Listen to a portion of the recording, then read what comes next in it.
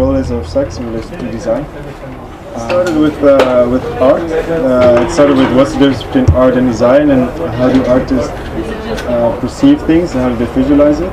So it started with seeing the differences between art and design.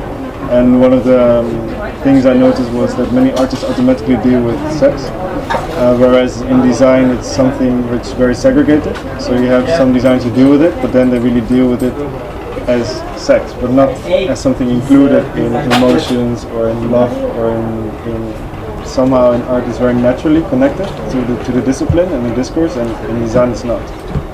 So from then on I tried to figure out what sex is in society. So I went doing research in history from the 17th century to now, and how it comes that somehow many disciplines deal with it. For example, since the 17th century, it's very interesting because before 17th century it was kind of like no discipline was talking about it. If you were a doctor, you didn't speak about it. If you were a priest, you didn't speak about it. It was somehow like none of the professions were speaking about it, but because it was not spoken about, nobody had a reference. So for example, in cafes, if you look at paintings of Jeroen Bos, you see that women are like showing their boobs, and there's some kind of sexual intimacies going on in public spaces.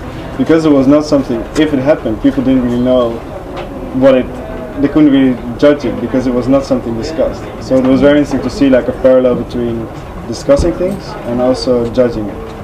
And that's also in the case in other society. Like, there are a lot of references on television and people speak about it very openly.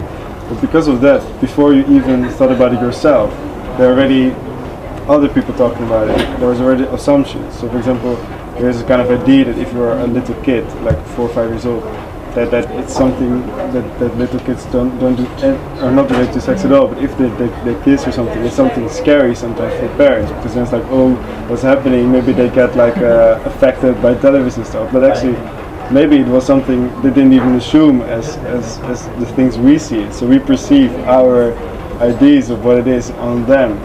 Yeah. And that's also what's happening in adolescence and in sexuality and in all these layers. So because society is discussing it so much, there are also all these subtle borders which people feel, which are somehow not always related to what's really happening. My topic was sex as a non-topic, but because it was my topic, it was a topic. So I really wanted to relate it to daily life and how can, because my hypothesis was kind of that now we ignore it by making a kitchen for using it as a kitchen, and maybe also design it to create a nice ambience and a nice atmosphere. But we never design a kitchen with the idea that maybe people have sex in the kitchen. But actually, it's a place where many people, once in their life have sex in. And also, for example, look at cars. I cannot imagine there's any car model where people didn't have sex in. But none of the cars is designed for sex. So I really want to see it more like that, instead of designing something for sex, like more how can you include it and accept it that it's something people might do in the things you design, or when you design something, can be something people use for. But in the end, I stepped back from that, and then I related to production, and then I was also trying to, because this is a stupid thing, if you visualize it, you also say what it is. So for example, if I make a man and a woman in tiles, then it's very opposite of what I want to do. So it had to be somehow visual but not explicit. So in the end, I asked people to be intimate in a place where there was clay, and the clay didn't capture the flesh, it only captured the bones. And because the skeletons of women and the men are the same, you couldn't really see female gestures or male gestures, but you could only see the pressure, so you could only see the energy of the intimacy. And therefore it was somehow interpretable if it was a man and a man, or a man and a woman, or a woman and a woman. So it was kind of like capturing the intimacy of a certain place. So this was the installation. It was kind of like a place where people could literally scroll into, and then when they were doing that, they were already leaving marks. And then when they, like, it was literally like the standing, the sitting, and the laying position. From there on, the shape to make. And this was then what was closing it. And then this was the floor, so you see activities of the people.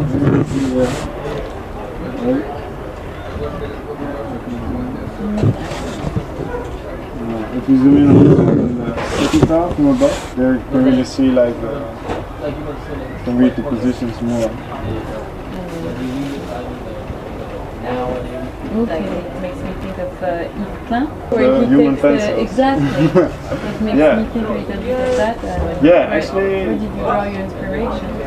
Yeah, it didn't came from him. It came more from Robert Mapplethorpe.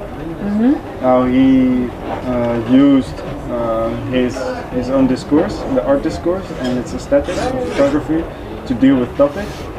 So he was very strict with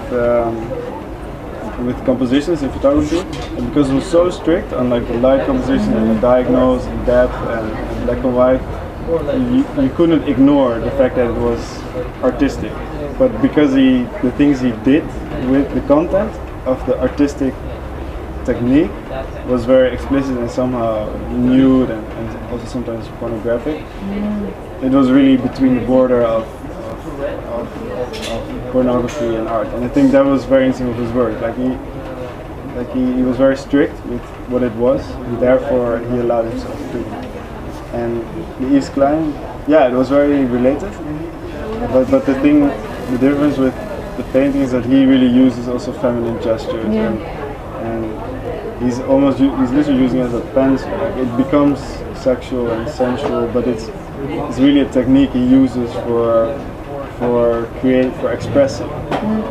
So with him it's kind of the other way around. Like he uses a certain technique and later on it gets that connotation.